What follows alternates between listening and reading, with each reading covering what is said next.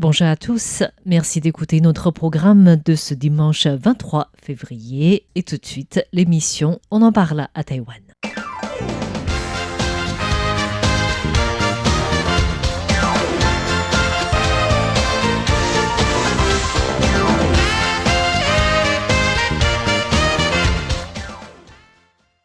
Bonjour à tous, c'est Megouin. Valentin Floquet. Elisa Dufaux. Pour vous présenter, on en parle à Taïwan de cette semaine. Aujourd'hui, je crois qu'on a encore réussi à choisir 3 thèmes complètement différents pour vous présenter Taïwan à travers les différents aspects. De mon côté, je vais vous parler de la situation de registre familial des Taïwanais au Japon. Voilà. Oui, de mon côté, je vais vous parler d'immobilier, de ce fameux plafond qui est maintenu pour les appartements de luxe, pour les emprunts à la banque. D'accord. Donc, c'est un volet qui est très proche de celui de Lisa, mais Lisa va vous parler de luxe Quand parce même que différent, oui, voilà. c'est l'appartement le plus cher de Taïwan. Tout Je simplement. pense que pour l'instant, c'est ça en fait. Qui a été mise en vente cette semaine. Mais qui a été construit depuis très longtemps, j'ai l'impression. Oui, construit en 2018. Voilà. Donc, on commence par quoi ? Eh ben, on peut commencer par ça, si vous voulez. Hein. Par l'immeuble. Allez. Vas-y, let's go. Voilà, D'accord. je voulais vous parler du Agora Garden, un célèbre immeuble luxueux qui se trouve à Taipei, dans l'arrondissement de Xinyi, où se trouve aussi la Tour 101 et beaucoup d'autres buildings très modernes et très luxueux. C'est très facile à reconnaître l'immeuble en fait, parce qu'il est en forme circulaire. Voilà. C'est ça. Ah, donc cet immeuble, il est aussi appelé Taoju Inyuan Oui. en mandarin. Et il a été pensé par un célèbre architecte belge basé à Paris, un certain Vincent Callebo. C'est un immeuble qui a 25 niveaux, donc 20 étages, un rez-de-chaussée et 4 sous-sols, avec une superficie totale de 45 mètres carrés. 45 000 mètres carrés. Pardon, mètres je me carrés. Et comme tu disais, Meg, c'est un design très original puisqu'il a une forme de double hélice en spirale. Donc ça ressemble à une molécule d'ADN.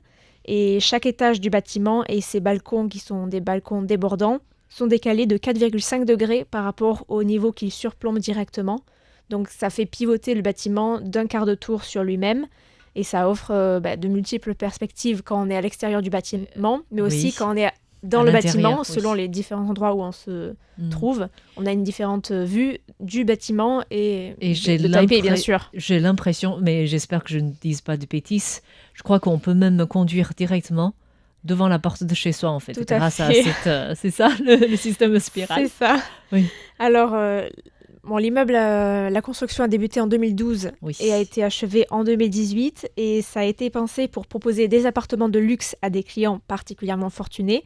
Oui. Donc, comme tu dis, il y a des ascenseurs. En fait, il y a 7 ascenseurs, dont un qui peut transporter des voitures de sport et des ambulances. Il y a aussi un héliport en haut dans la terrasse d'en haut. D'accord. Donc, on peut venir en hélicoptère si on veut. Voilà. On peut aussi parler du design, puisque Vincent Callebo a voulu dessiner ce bâtiment en se basant sur l'architecture biomimétique, c'est-à-dire une approche qui prend pour modèle la nature, afin de relever les défis du développement durable, Ah, c'est pour selon ça. la définition. C'est pour ça, j'ai l'impression dans les plans de conception qu'on arrive à voir, c'est très vert en fait. On voit beaucoup de végétation qui sont autour. Oui, tout à fait. Donc c'est un design inspiré de la nature, mais aussi des préoccupations environnementales, enfin ça c'est en tout cas sur la feuille, avec par exemple la particularité de chercher à atteindre une certaine autonomie énergétique, puisque le building comprend 1500 mètres carrés de panneaux solaires. Après, bien sûr, si on veut parler de durabilité, il y a cet héliport et les ascenseurs pour voitures de sport. Donc, pas sûr que les quelques 20 000 arbres et arbrisseaux qui ont été installés dans ce complexe suffisent à compenser le style de vie des locataires de l'immeuble, même si l'objectif du projet était de permettre au building de réduire l'empreinte carbone de Taipei en absorbant environ 130 tonnes de dioxyde de carbone par an. Wow. Donc, Grâce à sans doute pas assez, donc. Non, non. Voilà. En tout cas, le projet a été récompensé 2 fois par des prix internationaux. Le prix de l'innovation et de l'excellence du CTBUH Award en 2015 et le German Design Award en 2018 dans la catégorie Excellent Communications Design Architecture. Et si je vous parle de ce building qui a été achevé en 2018, c'est que les appartements ont été mis en vente sur le marché mercredi avec une suggestion de prix qui part de par ping, c'est-à-dire par 3,3 mètres carrés. Plusieurs millions, au moins. Oui, par 3 millions de dollars taïwanais, donc 88 000 euros. Et c'est Pour seulement 3 mètres carrés. C'est seulement une estimation parce que le constructeur BES Engineering Corporation n'a pas voulu révéler les prix exacts. Par contre, ces appartements peuvent être visités par des acheteurs potentiels, mais j'imagine que si n'importe qui se pointe là-bas pour demander Non. une visite, ça va pas forcément être accepté. Il faut quand même montrer qu'on a les moyens d'acheter, d'être un client potentiel. Comment on peut montrer ça? Il faut débarquer avec une voiture de sport. Et c'est Je difficile, sais pas, en fait. être le patron d'une compagnie ou quelque chose comme ça. Dans le secteur industriel. C'est ou sûr je sais pas. qu'avec l'équipe française Non. du service français, on n'y arrivera pas, en fait. Moi, j'habite à Chinyi, mais pas à côté de la Tour 101. Bref. Bon, en tout cas, l'entreprise vise plutôt des acheteurs potentiels internationaux ou alors des investisseurs haut de gamme, en partie parce que les riches taïwanais ont plutôt tendance, selon eux, à faire profil bas et ont peut-être peur d'attirer l'attention en vivant là. Mais il faut savoir que le prix de base est beaucoup moins élevé que les estimations qui ont été faites au début. On parlait de 6 millions de dollars taïwanais, Pour soit le double. 3 mètres carrés. Oui. Mm. Voilà, Ok. donc soit l'estimation était erronée, soit le marché a changé. Et ça, c'est ce que pensent certains experts en immobilier qui ont indiqué que des appartements luxueux de standing similaire à Taipei se vendaient à 3 millions de ping pour les étages les plus proches du sol, tandis que les prix grimpent ensuite. En hauteur. Voilà, Ouais, plus les étages sont situés en hauteur. Mm. Et au total, il y a 40 appartements, chacun ayant une surface de... Essayez de deviner. Je dirais minimum 200 mètres carrés. Ah, c'est bien au-dessus de ça. 500. C'est 991 mètres carrés Ah oui. Waouh! Chaque appartement. au chaque appartement. Hors terrasse. Ça, c'est pas précisé. C'est La possible, terrasse, c'est unité. possible que ce soit compté, je Ouais, pense. ouais. À mon avis, c'est Plus compté. de 900 mètres carrés. Presque 1000 mètres carrés. Ouais. Presque 1000 mètres Donc carrés. 40 appartements à saisir si vous savez pas comment dépenser vos économies. En Si parlant vous de- avez gagné au loto. en- en parlant d'acquéreurs potentiels, j'avais cru voir quelque part que Jay Chou était intéressé. D'accord. Ouais. Le chanteur taïwanais. Le chanteur. Chanteur taïwanais, Mm. star de Mais la bande de pop-up. En tout cas, au moment de la construction, tu disais que ça a débuté en 2012, Mhm. en fait, et finalisé en 2018. C'était au moment où Taïwan était très proche en termes d'échanges avec la Chine. Oui, donc Et peut-être qu'il donc, visait des clients l'un des fortunés cibles- chinois. L'un des cibles, c'était des Chinois, Mhm. des investisseurs chinois, en fait. Mais comme les choses ont beaucoup évolué, donc les estimations des prix ont peut-être évolué en Mhm. raison de cela aussi. C'est bien possible. Donc, je sais pas. Enfin, je pense que les médias vont parler lorsque les habitants vont... Oui. Les habitants... Les locataires. Les Enfin, non, locataires. pas les locataires, Non, les Les propriétaires. ouais. les propriétaires vont arriver, en fait. Oui. Oui, après, voilà, c'est combien. Tu t'avais dit combien de lots 40. 40 lots, ouais. Mm. 40 personnes pour acheter ça, je pense qu'on peut les trouver à Taïwan. Hein. Oui, ou à l'étranger, en Ouais, fait. Ils étranger, ne ouais. visent pas seulement le marché taïwanais, de toute façon. Tout à fait. Voilà. Et bien justement, ça va faire une très bonne transition pour que je parle un petit peu d'immobilier plus général pour les gens riches mais pas assez. Je pense que s'acheter ça n'a ces rien immeubles. à voir avec... je pense que le marché dont Lisa a parlé n'a rien à voir avec le marché dont tu parles, en fait. Pourtant, c'est quand même le luxe, mais alors le petit luxe. Hein, Le parce- petit luxe. Entre Luxe en guillemets. général. Alors, c'est quoi le petit luxe? Oui, ce que je veux dire comme par petit luxe, c'est que là, on parle d'appartements dont les prix commencent à 70 millions de dollars taïwanais. Donc, ça fera combien d'euros? Ça fait à peu près un peu plus de 2 millions d'euros, 2,03 millions pour être précis. Et donc, pour ces appartements-là, il y a une mesure qui a été mise en place, je crois, aux alentours de 2019, qui limite en fait l'emprunt par les banques de 30% de la somme totale de l'achat de l'immobilier. Donc, ça veut dire qu'un propriétaire doit débourser de lui-même En apport, 60 70%. Voilà. de... Voilà, en apport D'accord. personnel. Mm. Tout cela, C'est alors pas mal, hein. Hmm. Voilà. Je pense. Surtout pour 70 Surtout pour millions, les quoi. prix, ouais. Là, on parle de Taipei. Pour le nouveau Taipei, c'est 60 millions. Donc 1,74 million d'euros. Et pour Taichung, par exemple, c'est 40 millions. Même pour tout le reste de Taïwan, c'est 40 millions de dollars taïwanais, soit environ 1,16 million d'euros. Le problème, c'est que, en fait, récemment, et là, je vais en parler un petit peu plus généralement, mais en fait, il y a une envolée des prix de l'immobilier, rendant l'accès à la propriété de plus en plus difficile pour de nombreux Taïwanais. Cette situation est Ordinaire. voilà, et en fait, ceux qui sont en fait à la charnière, c'est ceux qui rencontrent le plus de problèmes en fonction avec cette mesure, puisque la situation est exacerbée par une forte spéculation, l'implantation d'industries de haute technologie. On connaît TSMC, mais pas que, Foxconn, enfin Honghai à Taïwan, mais aussi des politiques monétaires qui influencent directement le marché. Malgré plusieurs vagues de mesures gouvernementales visant à réguler les prix et limiter les investissements spéculatifs, le marché reste tendu. Et une des grosses problématiques en fait de ça, c'est que quand on achète on parle là en fait surtout de l'immobilier nouveau, c'est-à-dire acheter des immeubles sur plan à la construction ou à travers, on connaît le système des maisons témoins avant de construire l'immeuble. Des modèles. Voilà, les modèles. Des maquettes. Voilà, les modèles qui coûtent déjà plusieurs centaines de milliers d'euros à construire, qui sont construits pour 1 ou 2 mois qui sont démontés par la suite, oui. Voilà, je me souviens que Clément avait fait un sujet là-dessus et sur les gravats, les détritus que ça provoquait. C'était assez intéressant. Donc, en fait, l'un des gros problèmes en fait, qui se passe, c'est que pour les appartements neufs, pour l'immobilier neuf, on fait les constructeurs immobiliers font de la prévente. Ça leur permet de construire l'immeuble. Voilà. Et donc, cette prévente, on fait avec un apport. Ils utilisent en fait l'apport de base de l'acheteur qui n'est pas sur un emprunt. Oui. Ce qui fait que, ils disent on évalue à tant le prix de l'appartement, le prix d'achat va être tant, il faut que vous mettiez tant pour l'instant. Et le contrat ne se passe que sur la prévente. Donc la prévente, c'est juste l'apport. Et après, à la fin de la construction, le constructeur revient avec la banque et disent voilà, la valeur totale de l'immeuble est de tant. Et à ce moment-là, il est évalué 3 ans plus tard, actuellement, puisque c'est 3 ans de délai.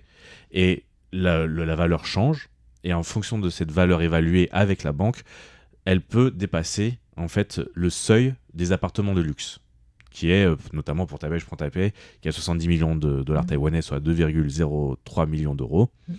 Et quand ça dépasse, en fait, là, on vous dit maintenant, on peut vous prêter que 30% de la somme à payer, et donc de la somme globale. Et donc l'apport maintenant doit, au lieu des 80% possibles pour un appartement standard, c'est plus que 30% qui peut être remboursé. Le problème, c'est qu'il y a déjà l'apport qui est fait.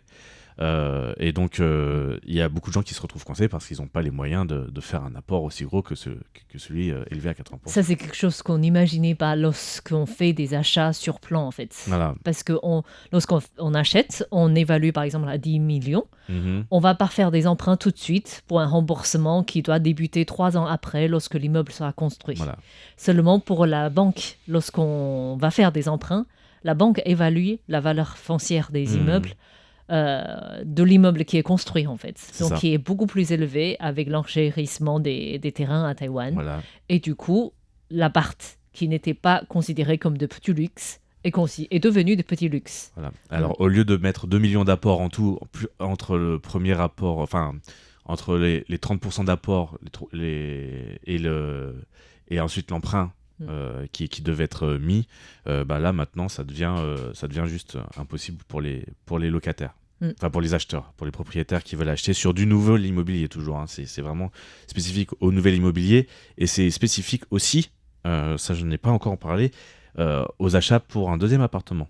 Parce qu'il y a des mesures spécifiques pour ceux qui achètent un premier appartement qui ne sont pas propriétaires en tant que foyer. C'est-à-dire que si personne des deux habitants principaux, des deux propriétaires principaux d'une famille achètent l'appartement, il y a des mesures alors spéciales, ce qu'on appelle le prêt des jeunes sereins, Anshin, Anshin Daikwan. Et c'est pas. Alors, on dit les jeunes sereins en mandarin, nianjing, mais c'est pas vraiment pour les jeunes. C'est juste pour les premiers propriétaires en fait. Et donc cette mesure facilite beaucoup de choses, mais le seul souci c'est que encore avec cette mesure, il n'y a toujours pas de choses concernant ceux qui se retrouvent dans la situation avec les apparts de luxe.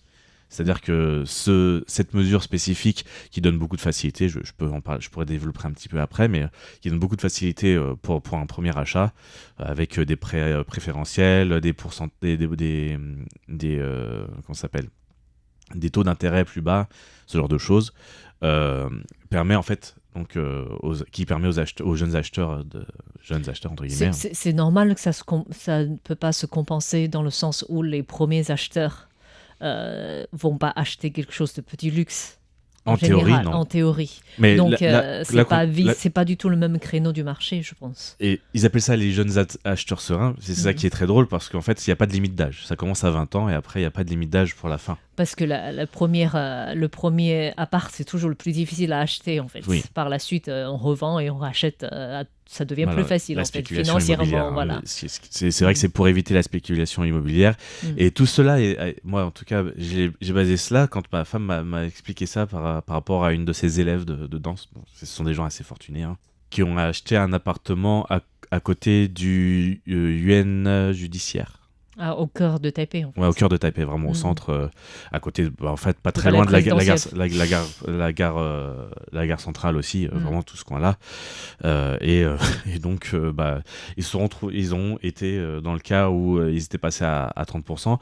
Il faut savoir que 30%, ça commence depuis janvier dernier, la nouvelle mesure, alors qu'avant, c'était 40%. Alors, c'est pas un énorme gap. Parce qu'entre-temps, la Banque centrale a aussi, toujours pour éviter la spéculation financière à travers les immobiliers, baisser le taux d'emprunt, en fait. Voilà. Et c'est la 7e vague, quand même, de mesures dans ce sens-là par la Banque centrale. Et en fait, les banquiers de banques normales, entre guillemets, ont dit que maintenant, ils se faisaient taper sur les doigts très rapidement par la Banque centrale et ne prenaient plus aucun risque. Et donc, la limite, dès que ça change, ils appliquent, quoi. Ils font plus de cas par cas. Ils peuvent plus prendre trop de décisions dans d'autres sens ou être plus malléables avec les personnes qui empruntent. Et donc, ça pose quand même quelques problèmes pour pas mal de gens. Voilà. Et ça paraît un peu bizarre, en fait, cette mesure, même si c'est anti-spéculatif pour des deuxièmes achats. Alors qu'il y a beaucoup de problèmes d'immobilier à Taïwan, d'avoir ce genre de mesures, quoi. Surtout, les différentes mesures mises en place par le gouvernement ne semblent pas marcher pour contrôler la spéculation. La spéculation, en fait. C'est surtout ça, dommage, en fait. Quelles que soient les mesures qu'on met en place, ça ne change pas pour les plus riches. Voilà, c'est ça. Ça ne change rien pour les plus riches, c'est ça le plus gros problème, je pense aussi. C'est aussi un peu ma conclusion de ce sujet. Malheureusement, quel que soit le pays, les plus riches sont toujours les plus favorisés, en fait, qui ne sont pas vraiment concernés par les différentes mesures. Voilà. On va quitter le secteur immobilier pour rester dans l'appartement. Non, je vais vous parler cette semaine une information qui est arrivée à Taïwan, qui a fait beaucoup parler les Taïwanais. En fait, ça concerne les registres de famille.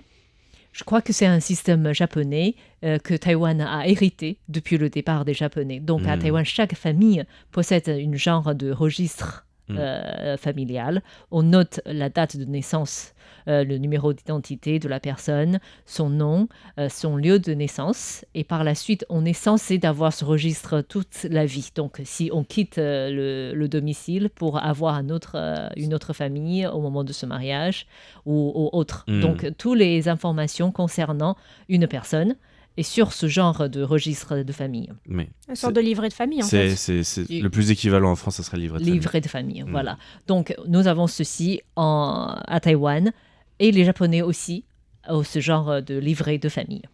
Alors, ce qui a marqué les Taïwanais cette semaine, c'est que le ministère de la Justice du Japon a annoncé qu'à compter du mois de mai prochain, la case nationalité qui est prévue dans le livret de famille au Japon ne sera plus limitée aux nationalités. ce sera nationalité et territoire. Mhm. Et qu'est-ce qui change? Ça change que les Taïwanais ne seront plus enregistrés officiellement comme chinois, en fait. Parce que jusqu'à présent, parce que les livrets de famille, c'est pour les Japonais. Donc, pour les Japonais, on n'a pas besoin de préciser la nationalité. Et toutes les autres personnes, donc notamment les conjoints des Japonais, sont inscrits avec une case nationalité pour marquer d'où elle vient, en fait. Oui. Donc, pour dire qu'elle n'est pas née japonais, quoi. Là, il ou elle n'est pas né japonais. Voilà. Donc, jusqu'à présent, tous les Taïwanais qui se marient avec les Japonais sont marqués sur ont leur nationalité sur le livret de famille Zhongguo, donc Chine. Hmm. Voilà. Donc, le ministère de la Justice a annoncé qu'à l'avenir, ce sera nationalité et territoire. Donc, on peut mettre Taïwan. Le ministère a notamment cité le cas de Taïwan et Palestine. Donc, ça veut dire qu'officiellement, on peut noter ces deux noms sur le livret de famille au Japon. Et cela permet aussi de s'accorder avec la carte de séjour qui est à l'origine aussi nationalité, mais c'est devenu déjà nationalité et territoire, ce qui permet aux certains pays, en fait, comme Taïwan, de se distinguer par rapport aux Chinois. Donc ça, c'est ce qui arrive pour les Taïwanais. Personnellement, en étant reconnu comme territoire, je ne sais pas si c'est vraiment une gloire, mais en tout cas, ça permet aux gens de ne plus vivre comme Chinois. Mhm. En fait, c'est ça qui change. Et bien sûr, la Chine a protesté en disant qu'aucun pays ne doit se mêler dans le principe d'une seule Chine, que Taïwan fait partie de la Chine. Et le ministère de la Justice du Japon a aussi répondu qu'il s'agissait d'une affaire intérieure au Japon et que le Japon, que d'autres pays n'avaient pas à se mêler à cette nouvelle mesure. Et du coup, ce qui m'a intriguée, c'est que pourquoi on est reconnu comme chinois en fait. Depuis quand en fait? Et en fait, Taïwan et le Japon ont rompu leurs relations diplomatiques officiellement en 1972. Mais avant cela, c'est-à-dire en 1964, le ministère de la Justice du Japon avait déjà soulevé le problème de nationalité à la fois pour la République de Chine et la République populaire de Chine. Donc, les deux caractères qui indiquent Chine, Zhongguo, c'est arrivé dans le livret de famille pour simplifier, pour représenter à la fois la République populaire de Chine et la République de Chine. Mhm. Et c'est seulement officiellement ces deux choses différentes, et ce qui pose des problèmes pour beaucoup de Taïwanais qui vivent au Japon en tant que conjoints, en fait. Ah oui. Voilà, donc cette nouvelle a été largement encouragée, saluée par la communauté taïwanaise. Je peux réagir aussi place. un petit peu à ça, puisque j'ai vu aussi sur Twitter les déclarations officielles commentées par rapport à cette situation, et beaucoup de gens ont dit... Ah non, ils ont réagi en fait à la déclaration de la Chine par rapport à la Palestine qui devrait être souveraine, etc. En fait, quelques jours après quelques heures après cette déclaration de la Chine contre le Japon qui parle de territoire, etc., ils ont fait un autre tweet par rapport à la situation de la Palestine. Justement, là, le Japon a parlé de la Palestine comme un autre exemple. En fait, tous les commentaires de Taïwanais en dessous, c'était... même d'internationaux en général, c'était et le Xinjiang, et le Tibet, et Taïwan, et le Hong Kong. C'était assez amusant en fait de voir que pourquoi tu parles de la Palestine comme ça, mais chez toi tu fais pas l'appareil, quoi. C'était un peu les commentaires. Les internautes sont très rapides en fait, oui. si on veut critiquer ce genre. Surtout sur Twitter. Je sais pas sur les autres réseaux, je suis pas trop sur les réseaux similaires à Twitter. Sur Twitter, ils sont très très actifs. Ouais. Pour ce genre de commentaires. Oui, et je me souviens, je pense que ce genre de problème arrive pas seulement pour les Taïwanais. Au Japon, je me souviens que ma première carte de séjour en France, c'était exactement pareil en fait. Impossible de faire comprendre ou de se faire inscrire Taïwan sur ma carte de séjour. Donc pendant longtemps, j'étais chinois aussi en fait. Je ne sais pas si aujourd'hui la situation C'est plutôt empiré en a théorie. été changé. Je sais pas en fait, mais pendant longtemps, j'ai réussi à avoir par la suite entre Je sais pas, entre il faudrait parenthèses, se renseigner. ouais, entre parenthèses Parce que je sais, Taïwan. par exemple, sur la poste, avant, on pouvait avoir Taïwan Air aussi Ouais. en indication, et depuis, c'est province de Chine ou Mm. ce genre de choses Ah. qui sont indiquées. Donc, c'est plutôt une régression qu'une amélioration dans ce genre Mais là, c'est la poste, mais je sais pas si Ouais. pour les cartes de séjour Mhm. avec. Enfin, je pense qu'il y a quand même plus de Taïwanais aussi en France, ce genre de choses. Donc peut-être ça a évolué. Oui, je sais pas. Il faudrait demander à des Taïwanais qui vivent en France. Si vous nous écoutez, que vous êtes Taïwanais, que vous vivez en France, envoyez-nous vos commentaires sur le mail fren@rpi.org.tw. Pour nous informer comment vous êtes enregistré en France, c'est ça? C'est ça, exactement. Si vous êtes Taïwanais, Chinois ou Chinese Taipei chinois. Taipei chinois, quel est votre statut en France par rapport à l'administration française? C'est difficile, hein. Voilà. Et cette semaine, donc, une fois que cette information est arrivée, l'ancien représentant taïwanais au Japon, en fait, Mhm. donc Franck Xie-Changting, qui a été envoyé par Tsai Ing-wen au Japon pendant plusieurs années, a expliqué justement que cela relève d'un travail acharné pendant des années, avec des négociations de délicatesse avec le Japon pour arriver Ce résultat. à ce résultat.